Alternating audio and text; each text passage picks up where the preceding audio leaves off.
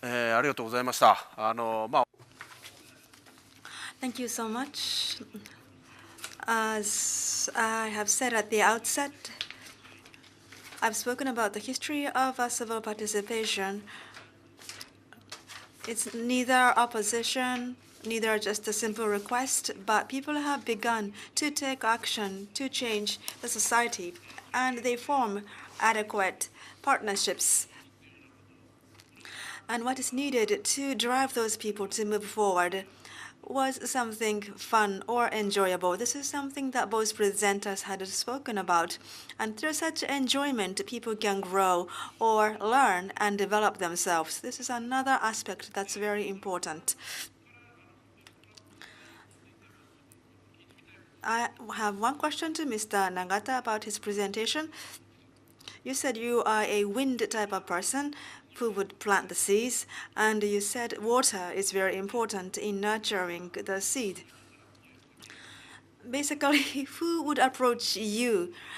How is this action all initiated? Is it from the local communities that you are asked to come, or is it like the water person who would approach you? Both of them, both cases apply. We are all connected by the internet, and we emit information, and sometimes the media is taking up our activities. So in many cases, it is the Parent-Teacher Association people who would call me direct. Almost every week, I get phone calls. And also the Daddies Association also exists. It's not just the mummies, but the daddies. They are also interested. And the water type of a person would come from the administration side.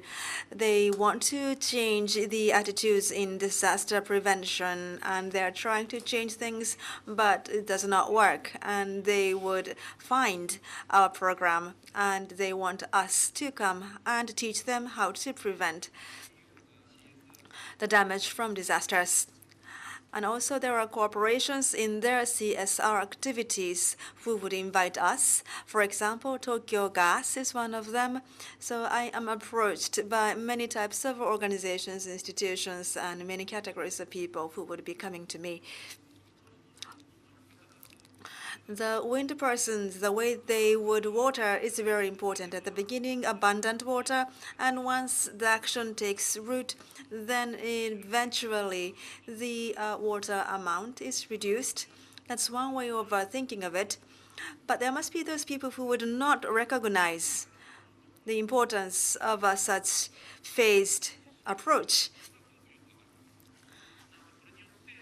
I have understood the impact of the wind person by having such actions through your activities. People would understand how to prevent, protect themselves from disasters. Whereas the water people, how can they learn about what they are doing to become a genuine good water person? What should they do? It's true, it's difficult. The way we should help people, in some cases, people are ready to accept that would be success case, or sometimes the seed is already there and it just comes out naturally. And I said that since I'm a wind, I would just go away once my job is done. But that's not always the case. Sometimes I go back. The involvement by water people and the way to stay close to the soil, probably by drinking together in bars, I think that's one way of sharing the information, and they need to have the same experience. And failure is also important. By repeating that failure and experiments, trials and errors, people would understand what's needed. It's not that everybody understood everything from the scratch. It's through various experiences that people have learned things. And it is our job to provide that kind of a forum, place, location where people can gather. Now coming to you, Latikon-san, who would be your client? Who would request you to come? How do you get approached? Right now, my clients came from different fields, different areas. Like in the beginning, mostly they are NGO, like non-profit organization. And I think you have to prove that what you are doing is really having impact. And then the government sector saw it, and they don't want to be left out. So now many of the government sector approach me, and right now I hope that the business people will come to me, because doing like commercialize this, I think it will spread faster. Right now, we are only like some group of people who trust or believe in something. And we have like only small capacity. But if it's in the policy level, I believe it will go a lot faster. And I try to prove this to the government sector and also the commercial sector. Did I answer your question? Thank you. Yes, I understood. If that is the case, you get requests from the government and other sectors, like from the water type of people. Ratikon-san is approached, and you would provide your services. And you've spoken about the sim democracy, and you said that the military is also doing it. And for the finance one, the bank people and the advisors also step in. I thought that was very interesting. Through that game, it seems that the experts themselves are learning and growing. I was talking about how to develop the water people, but in the Latikon-san's projects, there is the soil people who would learn and grow. Ultimately, the water people would also learn through such experience. How do you feel about the situation? Yes, I think this is very important to get everybody involved. And everyone learn from each other and also respect each other, because I think, I'm not sure in the case of Japan, but in Thailand, the gap between rich and poor, educated and uneducated is quite high. They have no shared experience. They never have, conversation, communication.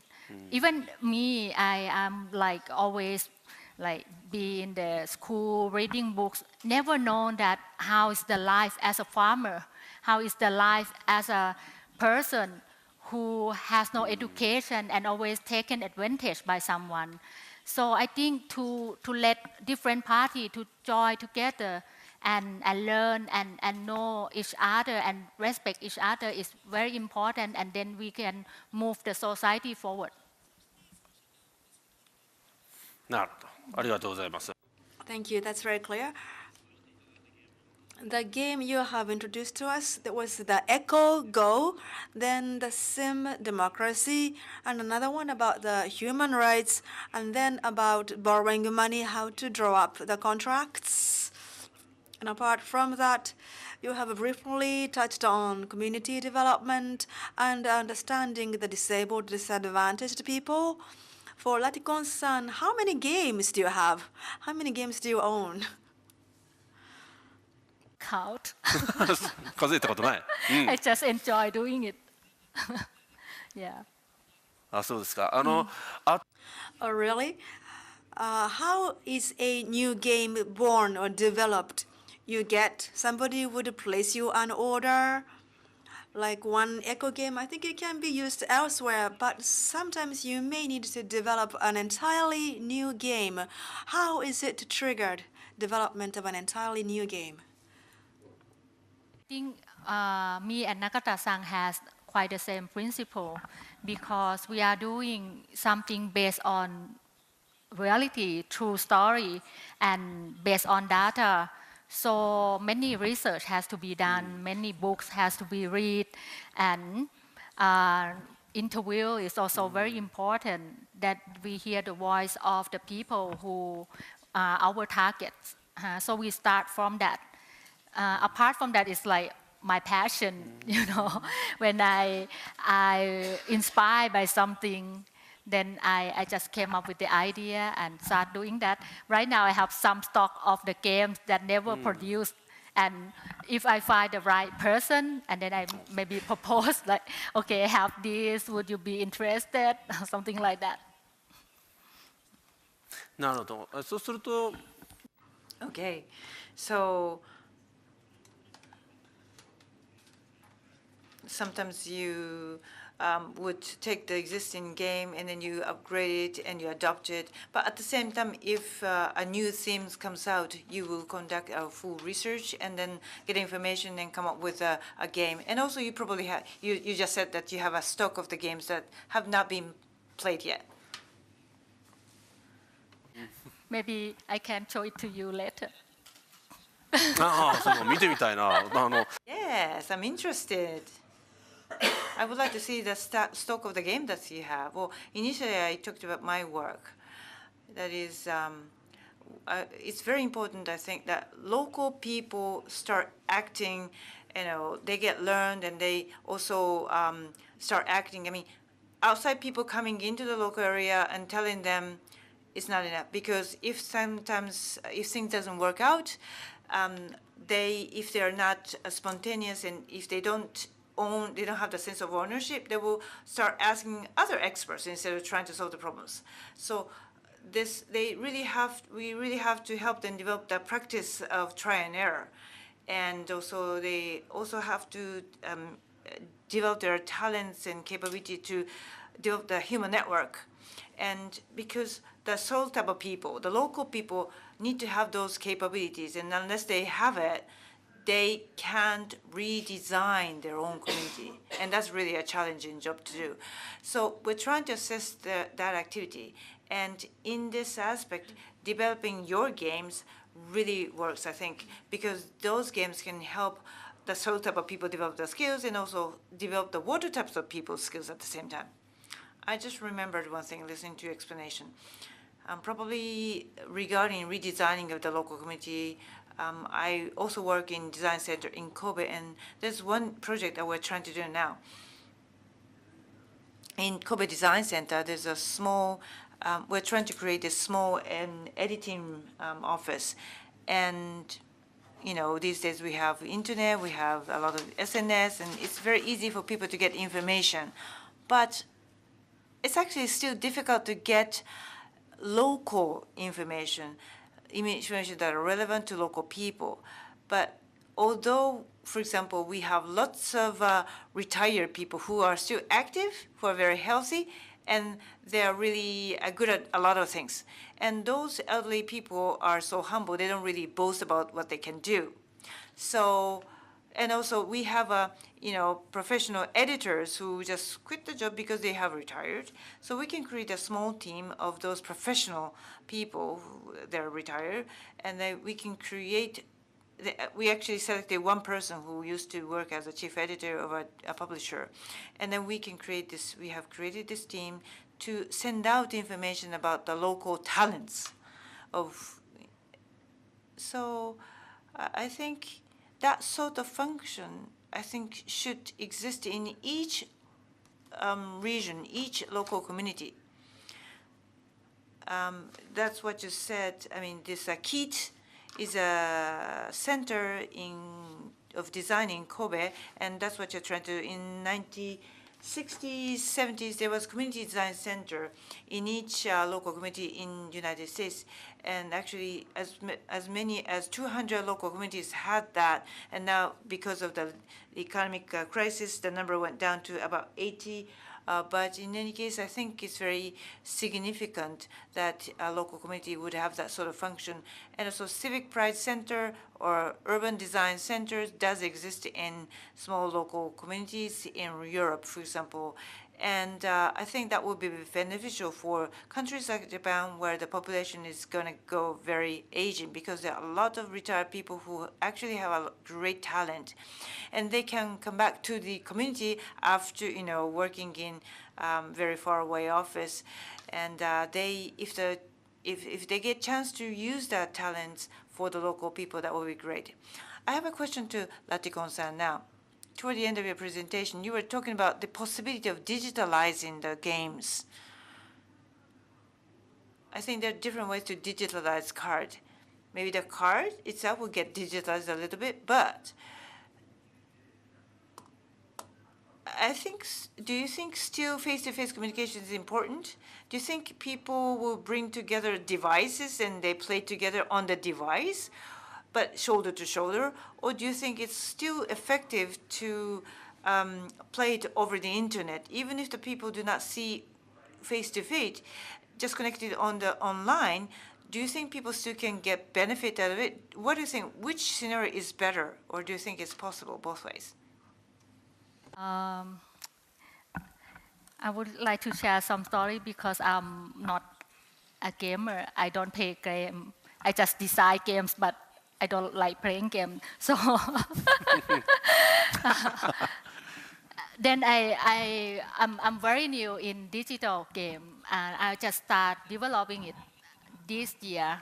And then the first digital game just launched, and I prefer that people sit in the same table, sharing and talking. But I think we cannot deny that the world moved already to the, like, people, maybe they don't have to sit together already, right, to share or exchange experience and idea. So then the digital game could replace for sure the physical game. But the thing that I'm trying to do is, I not only use the game to make people understand. There's another thing that I utilize the game. I use the game to change people's behavior. The way that you can change people's behavior is to let them repeat and repeat and repeat, and then that action, and then it became behavior. And the last game, the latest game that I designed is like the game about making decision. So it's before you make decision, they always like the sound like, "Are you sure? Is it worth the money?" Because it's like economic game as well. So when the sound like this pop up, like every time you are going to make decision, and then I think when you are going to make decision like to buy something, there will be also another sound pop in your head, like brainwashing, like, "Are you sure you want to buy this? Is it very necessary?" Something like that. So this is still like kind of experiment for me. I can still not say exactly like this or that direction. なるほど、ありがとうございます。まさになんか Yeah, that's light bulb thinking. As a reminder in our own mind, it's very interesting. I mean, if you don't know the knowledge, and sometimes there is no real decision-making process in the mind. We just spot a beautiful dress in a window and we just buy it. But sometimes, let's say, where is this money used? What kind of tax is going to be paid to the government based on my purchase? I mean, even that information is learned, then that also helps us shape decision making. So instead of teaching them as if we are really preaching some lofty ideas, if people can get the sort of ideas through games as fun games, the light bulbs will lit up in our mind thinking, oh, is it really worth spending money? So it's great. Nagata-san, I have a question to you. I think you are so busy these days, and I think when there's an offer to you, you're saying that you can't visit everywhere you are asked to come, and so you need to develop people. Now, we are working on community development, and we don't have enough resources to fill the needs of the people. So in the past 2-3 years, for example, we are working with the Tohoku Institute of Technology, and we help them create community building department section for the first time. And this is the university, so we have 4 years to develop people, and one class is 30 people. And the number of people is very close to the size of your workshop. So in 4 years, if we spend 7 years, we can create over 200 years. Although maybe the people we are developing is not so diverse in terms of nationality as in the case of yours, I think if the students learn the skills and capabilities through our program at the universities, they will be able to do the works that we're doing these days. But these days we get asked this question: what kind of career can I choose if I take this lesson? And maybe they can develop a community design office like ours, and or can get employed by government, or we tell them maybe you can work in the community city hall or community organization institution. And also there are areas where creative people are demanded. But in case of disaster preparedness, the area that you're working on, let's say you can develop those talents. Do you think those people who learned in your workshop will choose professions, choose disaster preparedness as a profession, or do you think that will be their, voluntary activities? Well, that was a question I wanted to ask to you. それ本当聞いて Regarding the resource development of water type of people, is it possible to nurture such people in a college in like 4 years? That's one question I had. And at KIT also, we are having like a school system, education system that we will be introducing. If I answer your question, the HANDS members we have, and we're now trying to foster those people who can teach disaster prevention in the future. And the situation varies from one country to another. The best solution would be to have established an NGO. Sometimes we already have people from NGOs, so they can just go back and apply this. And in Japan, in the case of administration, I have to have those people who would really understand the need for this, who have a good sense of it.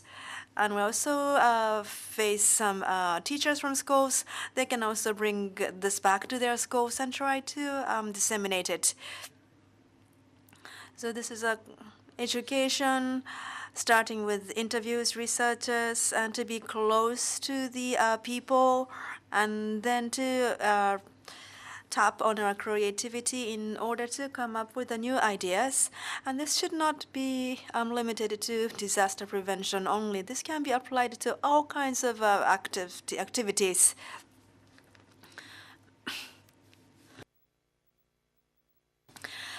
We would have 25 people in the HANDS program, and it is difficult to imagine all 25 of them becoming the professionals in disaster prevention eventually. I'm wondering what percentage would become such a person eventually, but we still need to retain that kind of people through such an effort. I don't know if this is the right forum. I think we need to offer them the actual place where they can act. That's how I feel. So I would go overseas, and I'll be going to Nepal together with a JICA.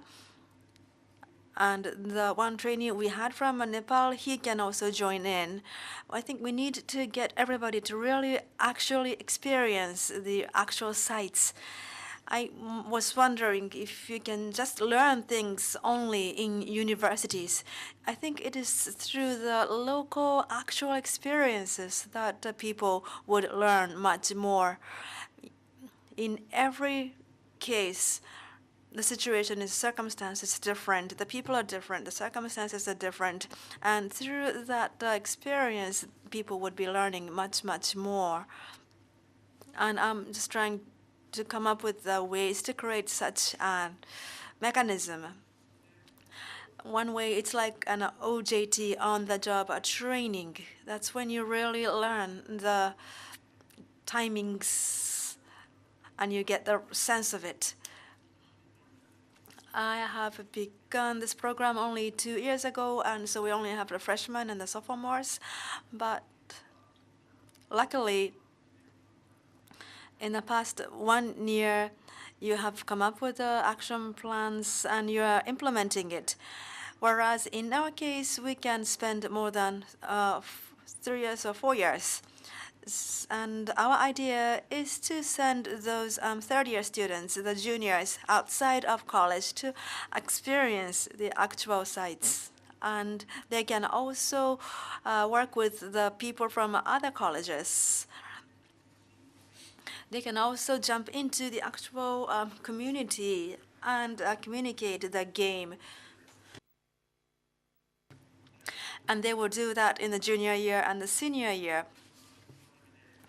And in many cases, the universities, they would leverage on the community while the students are still in university, but once they graduate, they never go back to the community.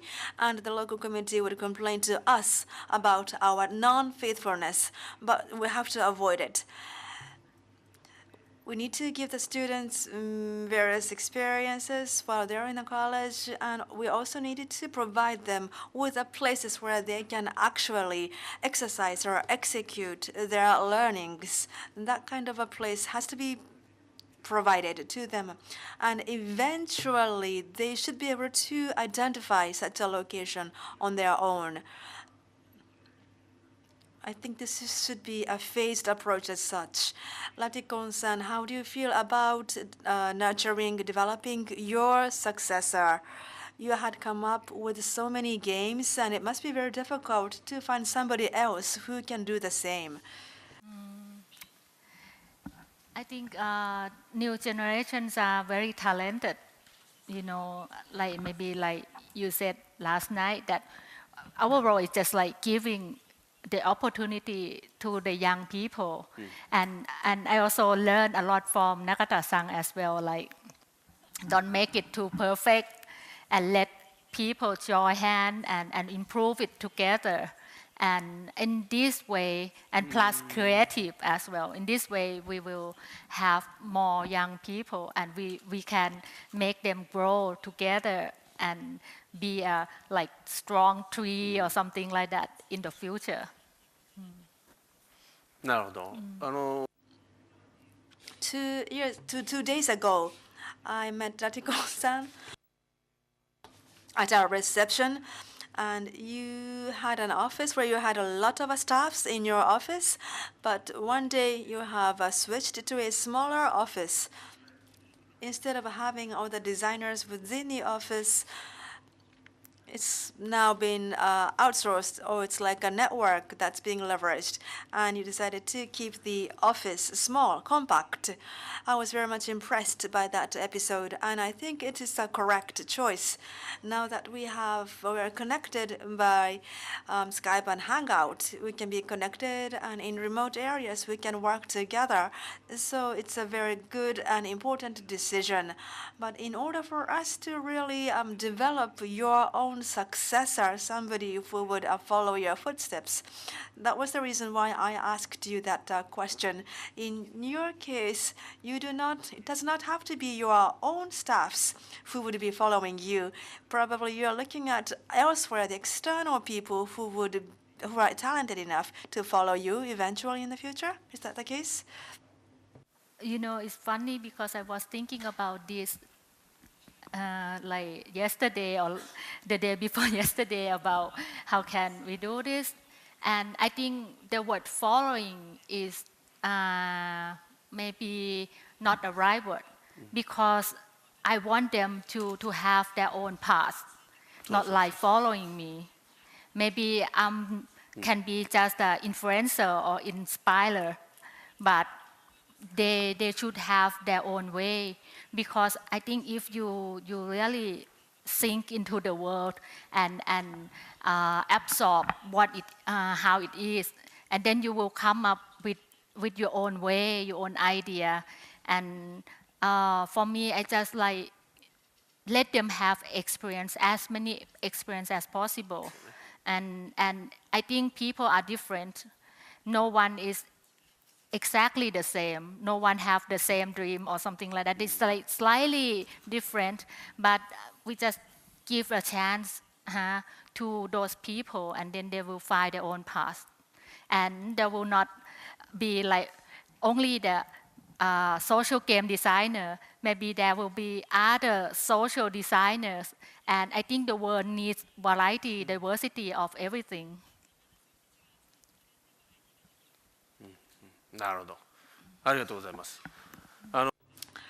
Thank you. Mr. Nagata had said in disaster prevention, you said the trainees would learn about disaster prevention, but it does not mean that they would all become professionals of disaster prevention. That's understandable. Nagata-san, you come from architecture designing, so it does not always mean that if you study architecture designing, you become an architect. It could be in other areas that what you have learned in universities are applicable in other forms once you leave colleges. So maybe what you have learned and having a follower is a different thing. You learn something, but that person does not have to follow your path. It can be applied in other forms, and they should look for other fields if there are such fields available. Then that would be meaningful, and Latikon-san would have been influential in that path. Today we have been talking about the way for the community to redesign their community, and rather than thinking of ways to really redesign things, I have said that it is the people who would be changing the community itself. It is the awareness that has to change first, and the behavior has to change, and they have to take the lead in changing the community. And becoming such a leader, what should they learn? It's not just something that's really serious, but also enjoyable and fun. And through games and things, they can really learn about things. This is the way I have proceeded in my moderation today. And we have come up with various good ideas.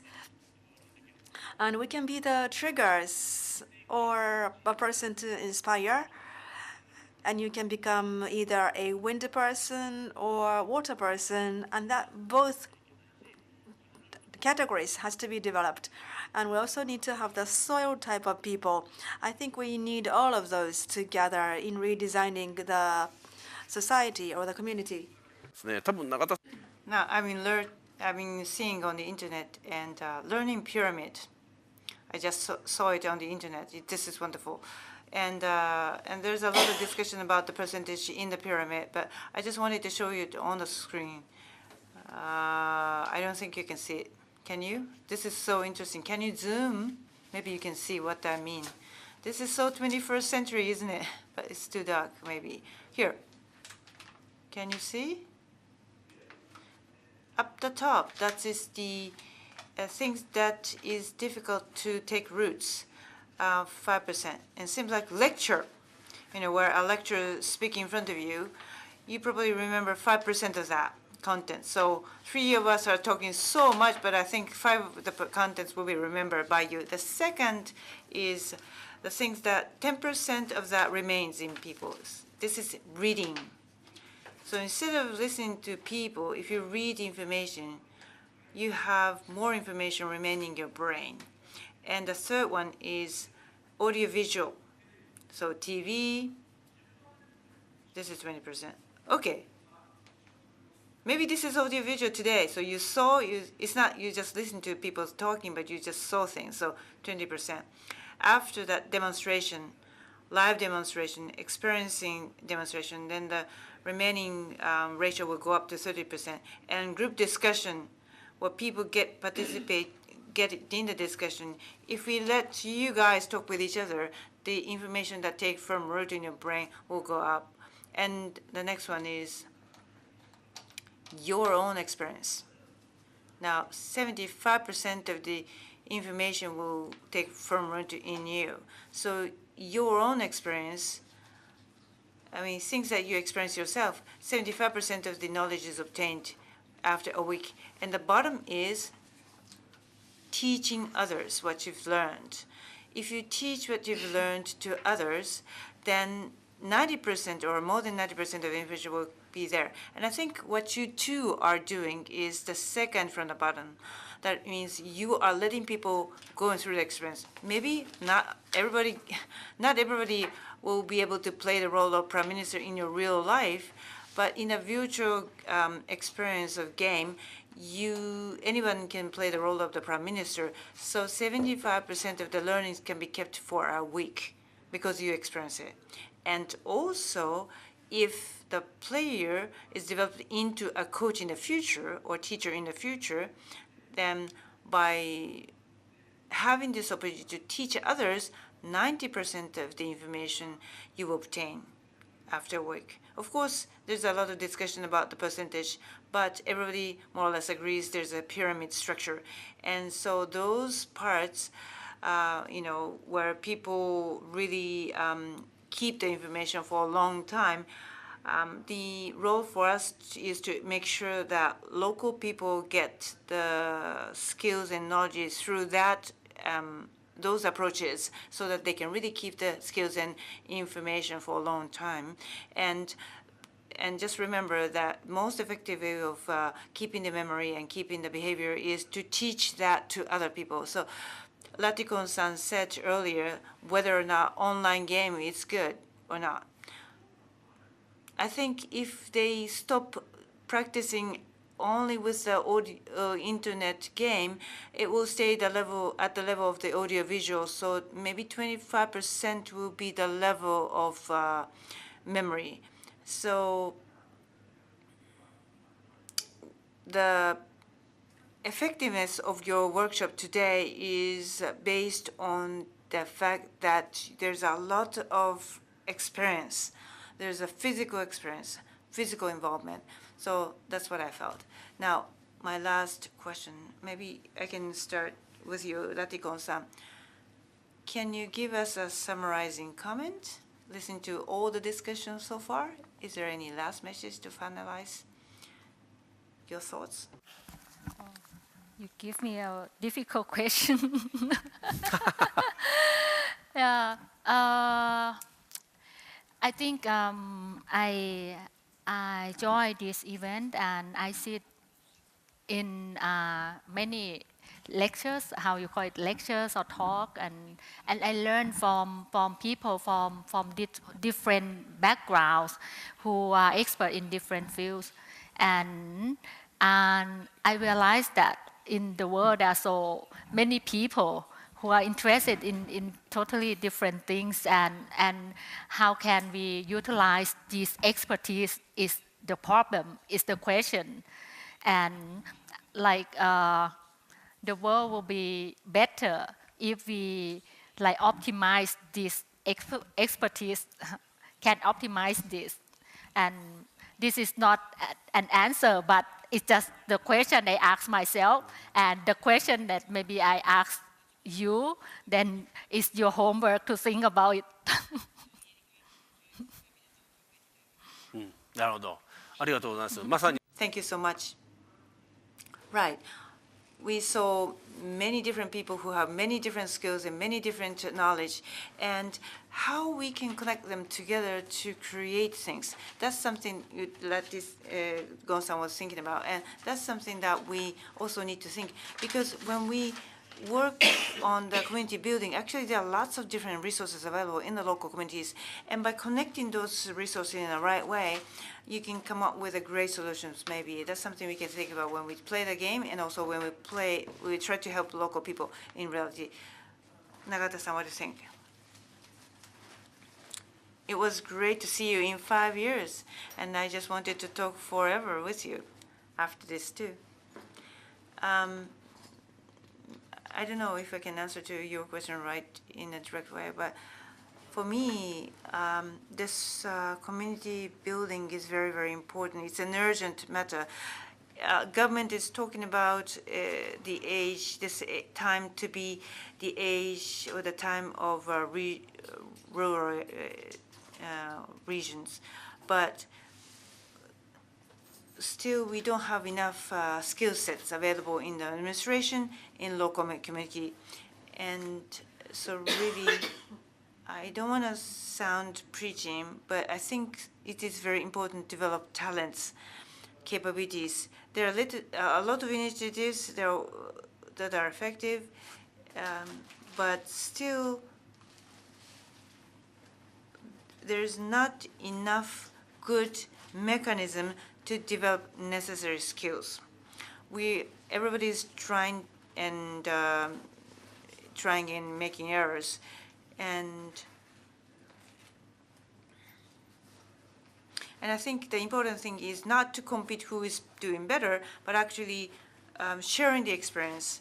And Yamazaki-san is influencing everybody, and a lot of people are getting interest about community building, and you have a course in university, and this mechanism to develop those talents should be improved and expanded. I've tried a lot of things, you've tried a lot of ideas, and I think those people who are working on the same theme should share information with each other.